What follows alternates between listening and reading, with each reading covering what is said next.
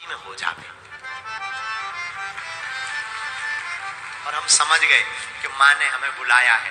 तब हमें एक गीत याद आ गया। आगे घर में डिनर सेट हो, सोफा सेट हो, किचन सेट हो, सब कुछ वेल सेट हो, लेकिन अगर भक्ति के बिना तुम्हारा माइंड अपसेट है ना, सब बेकार है। भक्ति के लिए माइंड का सेट होना बहुत जरूरी है। माई बाप, मां जैसी ममता किसी दर पर नहीं मिलेगी। मां बड़ी दयावान होती, बहुत करुणावान होती। मां के जैसा स्वभाव किसी का नहीं होता। मां अपने बच्चे को कभी दुखी नहीं देख सकती। खुद गीले में सो जाएगी, बच्चे को सूखे में सुलाएगी। खुद भूखी रहेगी, बालक को भोजन कराएगी। और माई बाप, आप बड़े भाग्यशाली हो, हम आप कितने भाग्यशाली हैं। पराम्बा माँ की गोद में बैठे हैं, तो हमारी पराम्बा माँ कब हमको दुखी रहने देगी? ये कब हमको कष्ट में रहने देगी? तब जब बालक माँ की शरण में नहीं आता, जब बालक माँ का नहीं होता। इसलिए डूब जाओ आप, हम भाग्यशाली हैं अम्बा के चरणों में, इसलिए डूब जाओ।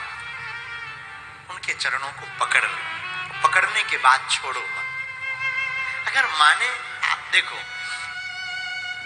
जब तक समर्पण नहीं जीवन में, समर्पण का अभाव है, तब तक किसी भी द्वार पर जाओ, दरबार में जाओ, असंभव है कृपा।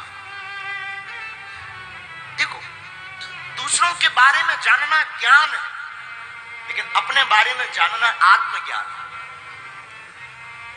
दूसरों के बारे में कहना बहुत सरल है, अपने बारे में बोलना बहुत कठिन है। अपने बारे में समझो आप, अपनी मां है, अपने मां के सामने जाकर बैठ जाओ, कुछ बोलो मत। एक बात बोलें, 1 लाख लोग बैठे हो,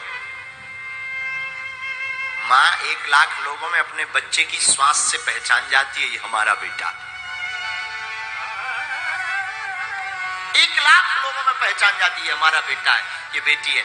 जिस प्रकार संसार की माँ 1 लाख लोगों में जब बच्चे को जान जाती है, माई बाप ये तो पराम्बा है, करोड़ों की भीड़ यहां रहे, पर माँ तुम्हें पहचान जाएगी, ये हमारा बेटा आ गया है। जाकर समर्पित हो जाओ, डूब जाओ मस्ती में, उनके हो जाओ। और नवरात्रि के पावन पर्व में, अंबाजी के पावन चरित्र में हम जो गाथा गा रहे, तो नाम उमा अंबिका भवानी पर चर्चा आपसे जो कर रहे हैं, उसमें हम आपको बताएं कि मां का नाम सती के बाद अंबिका पड़ा ही हिमवान के घर। अच्छा, पार्वती के पिता हिमवान, विचार करिएगा, हिमाचल की विजय और हिमवान की पुत्री ही क्यों बनी माता पार्वती? हम आज बैठे बैठे रामचरितमानस पर विचार कर रहे थे कि मां पार्वती अंबिका है, और अंबा मां जिसका हृदय पहाड़ की भांति ऊंचा होगा, उसी के घर प्रकट होगी।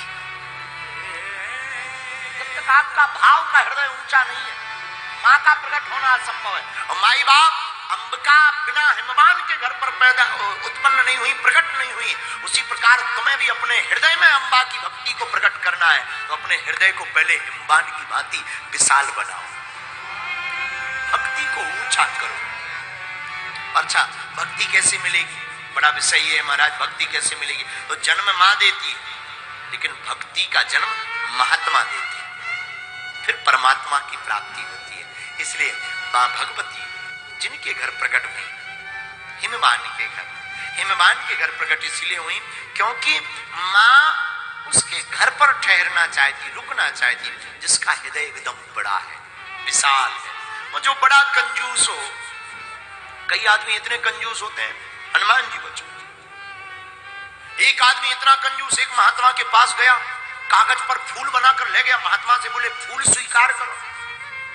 महात्मा बोले फूल कहाँ है? बोले कागज में है, कागज में फूल बना के दे दिए, ये लो स्वीकार करो। महात्मा भी कम नहीं थे, महात्मा बोले हमसे फल ले जाओ। टोकरी करो।